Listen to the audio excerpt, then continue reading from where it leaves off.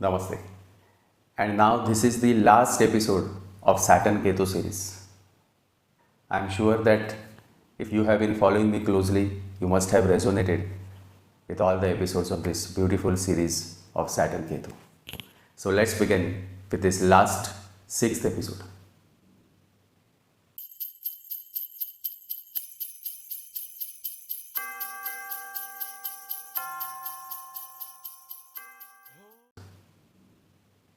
Now is the real moment.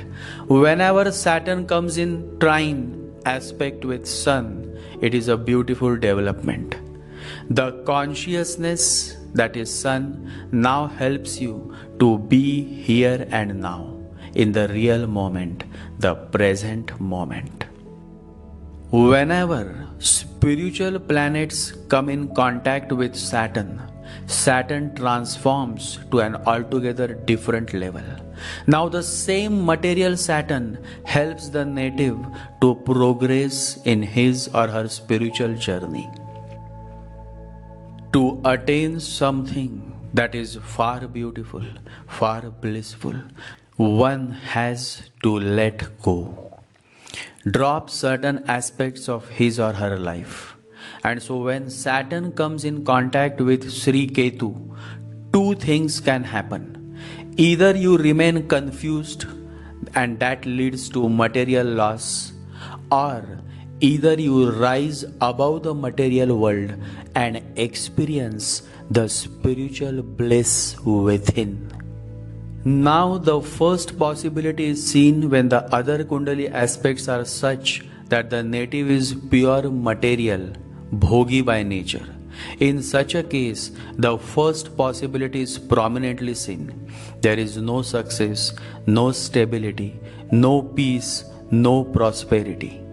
The second possibility is seen when the other Kundali aspects signify a spiritual inclination. It signifies that the native is originally a yogi and spiritual person by nature. Then there is a song to it, a dance. Then such a combination brings an altogether different level of spiritual experiences. In general, the first possibility is seen because the majority is bhogi by nature.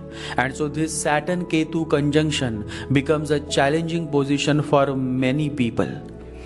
Here Ketu nullifies the many Saturn's positive qualities. Specifically, this is definitely not a good position for authority figures. And the fact is that with this kind of placement, rarely does an individual becomes an authority figure or a top executive. To become a top level executive, the C-class executive, it is necessary that Saturn is not with Ketu. A political leader, a government executive, or a top executive of a private company will find it difficult to make decisions if there is always a sannyasi, that is Ketu, sitting on his head. Nehru and many other political leaders were finding it very difficult to tackle the political issues with Pakistan, just because there was always the Mahatma Gandhi, Ketu, sitting on their head. It was only after the Mahatma left this world that Nehru and his government, Saturn, could make some hard decisions. Saturn wants power, real power, and Ketu is absolutely disinterested in power positions. Tell me, and I insist to all my followers, tell me, how can this marriage work? One has no interest in power and the other is very much interested in power. Wherever there is a desire to have power over another person, it is politics.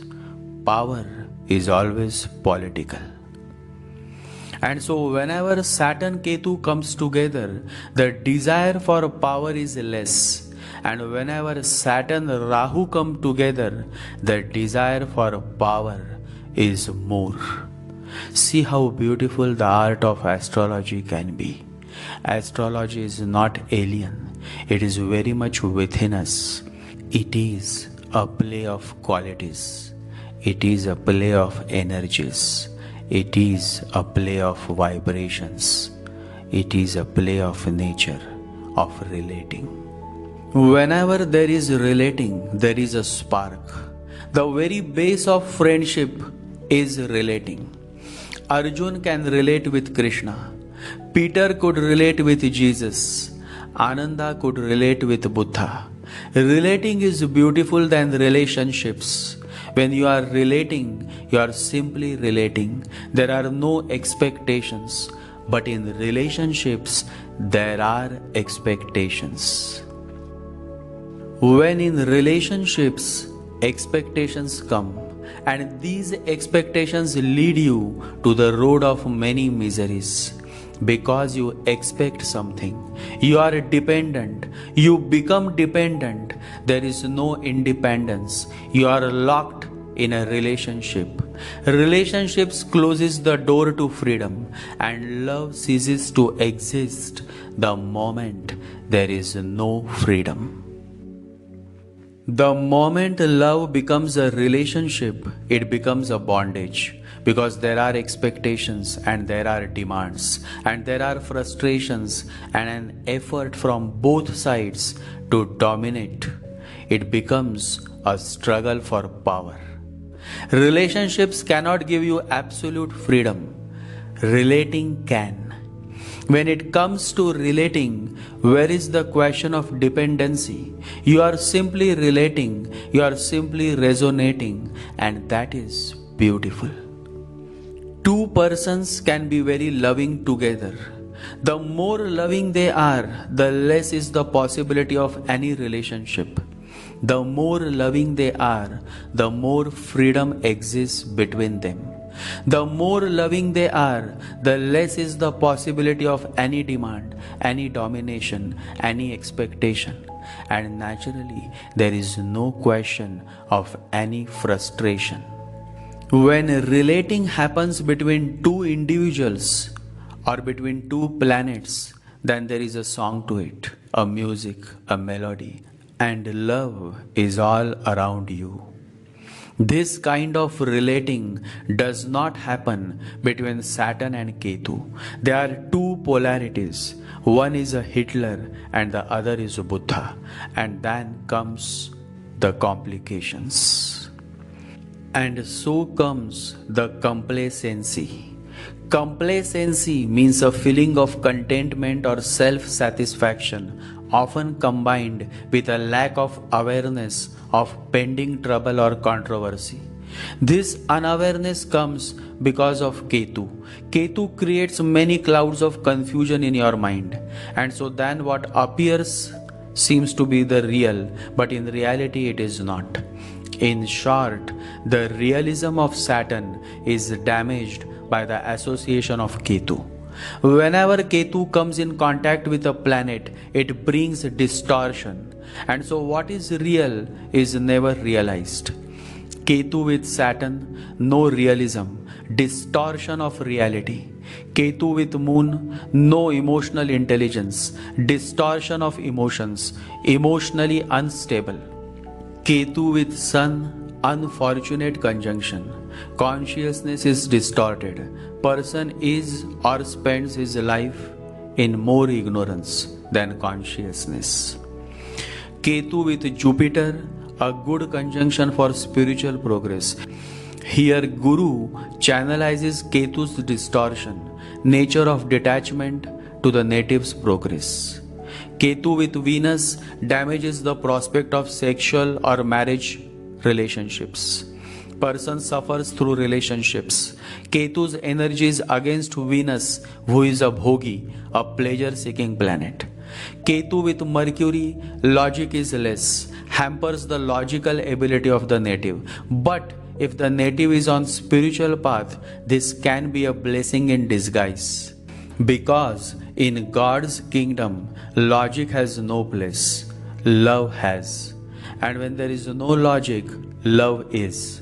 So this can be a boon or a curse depending on which path the native has been from past birth and rebirths.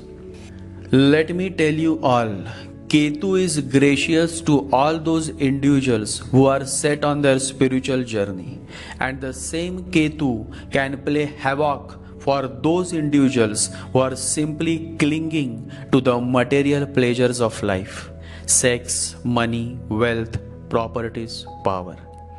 And that is why the energy of Sri Ketu is totally against the energy of Rahu. Rahu wants sex. Ketu is not interested in sex. Rahu wants power. Ketu is disinterested in having power. Rahu is highly political. Ketu is such a simple being, just like the great mystic who comes all the way from Himalayas to congratulate his politician friend. Every person's birth chart is either under the realms of Rahu or under the influence of Sri Ketu.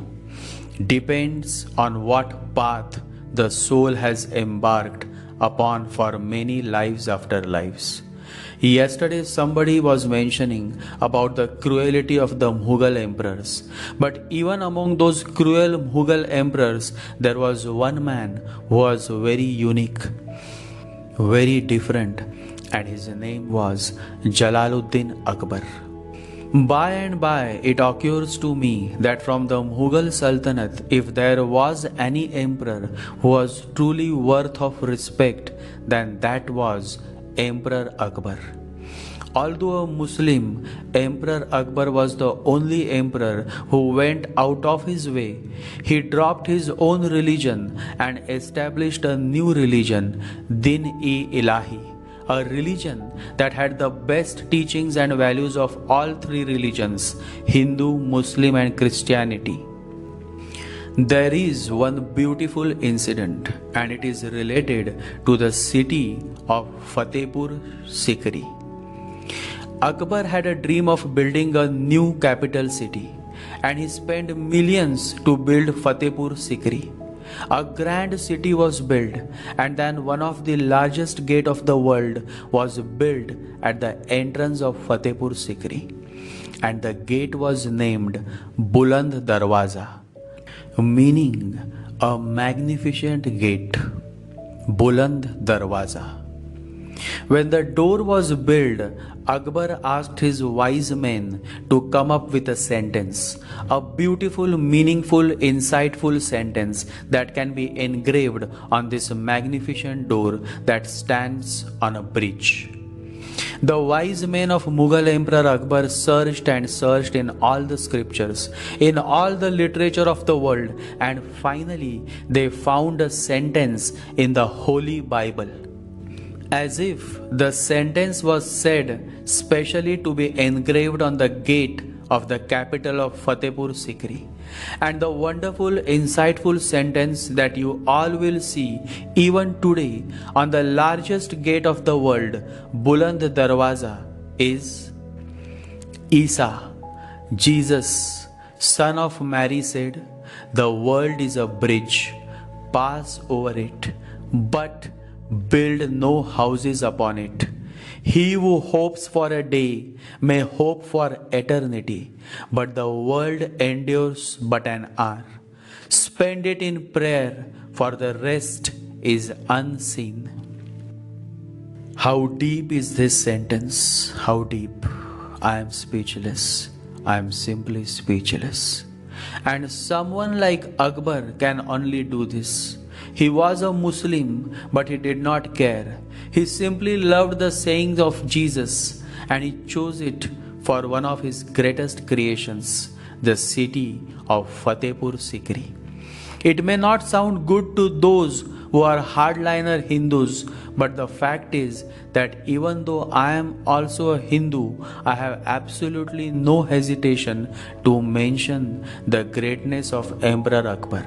In the whole lineage of Mughal Sultanate, it is only Akbar who still is remembered by people of all religions, simply because a time came in his life when he went beyond his own religion.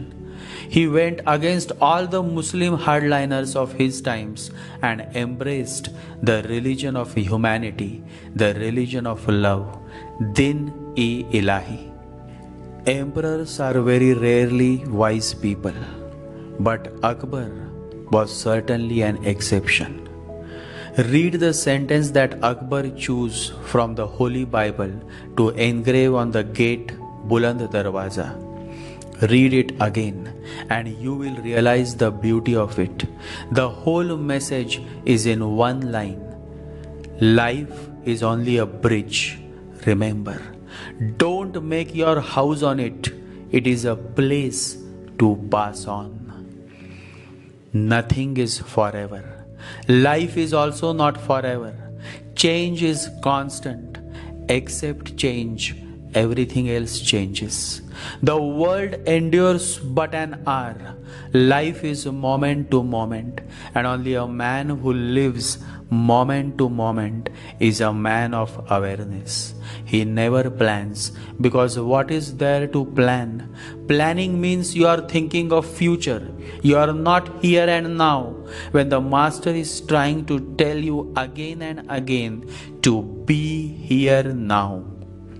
When you are here and now, not jumping ahead, the miracle has happened. To be in the moment is the miracle. A young man once asked why it seems difficult to be in the moment, to be here and now. And the master said, because you are too much into your mind. The whole purpose of meditation is to help you overcome your mind. It is only when you overcome the mind that the journey beyond begins. Meditation starts flowering only when you start moving beyond the mind. It is said that a man goes on planning and planning and planning, and yet you never know what is going to happen the very next moment. Neem Karoli Baba says, you can plan for 100 years, but you don't know what will happen the next moment. 2 years ago on the same day, I was traveling through the countryside. On the way, accidentally I met an old man. We talked, had a good bonding, and then when it was time to say goodbye, he introduced himself as an ex-congressman. The next day, he calls me. He invites me to his house for a lunch.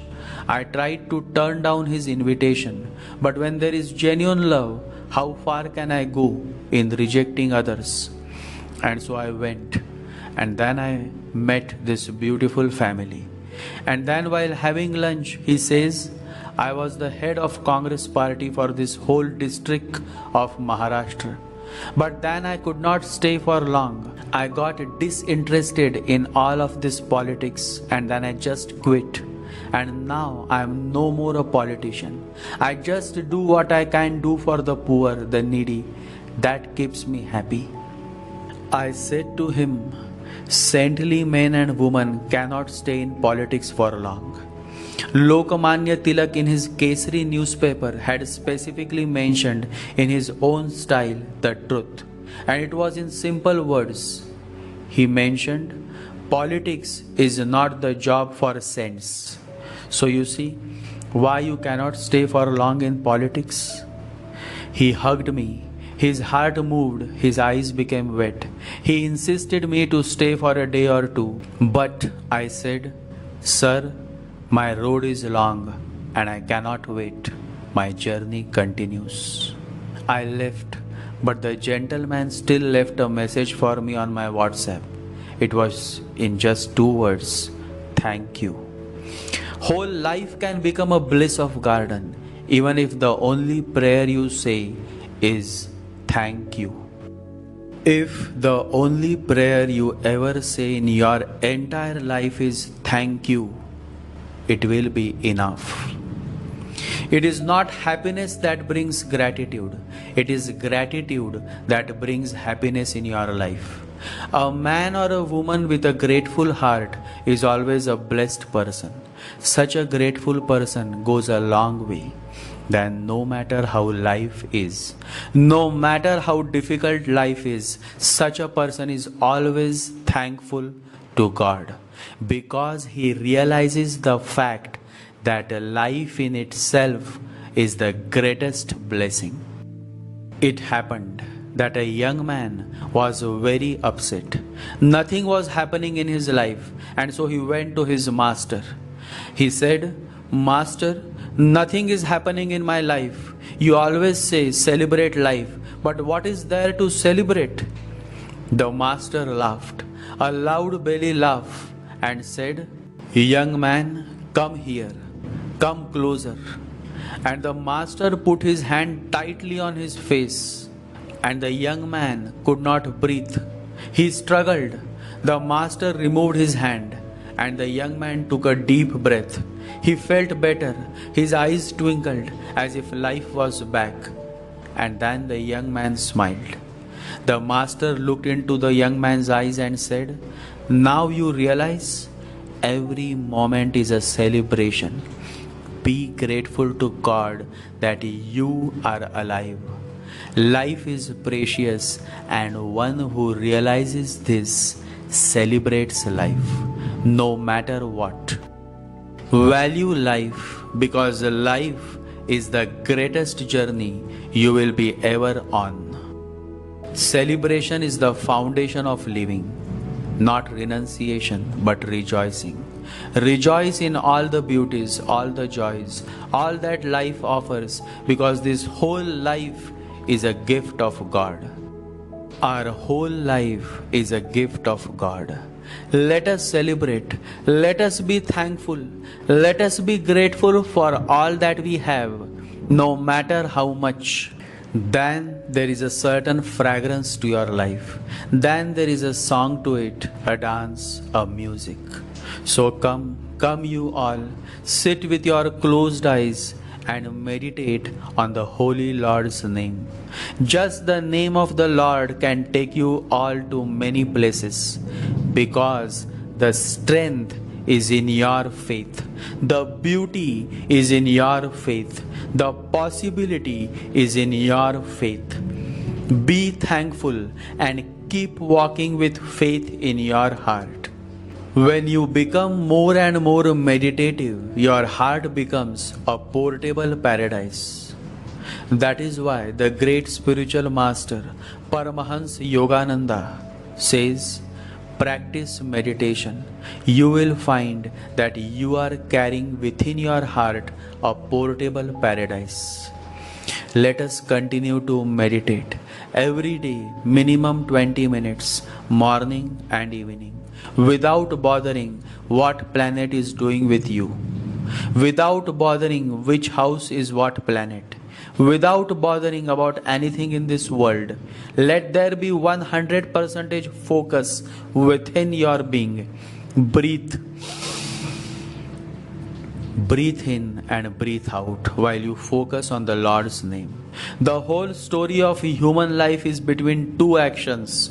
Breathe in and breathe out. And one who has realized this has realized the whole essence of this human life. My blessings and love to you all. Life is short and active years of life are even shorter. So wake up and let the journey beyond mind begin. Love is possible. Love can be experienced only when you start moving beyond mind. Only then there is a song to your life. Only then there is a certain fragrance to your being. The whole purpose of this human life is to embark on the journey beyond mind.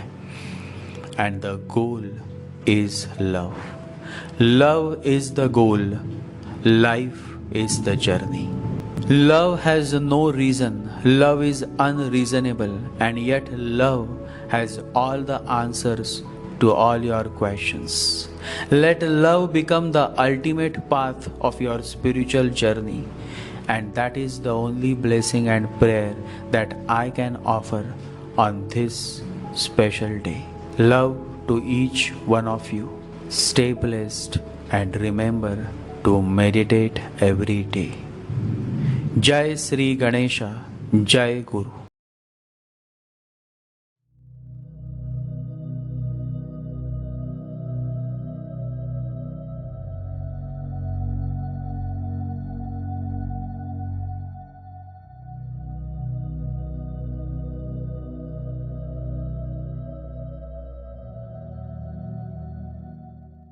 Om Gam Ganapataye Namaha. Om Gam Ganapataye Namaha. Om Gam Ganapataye Namaha.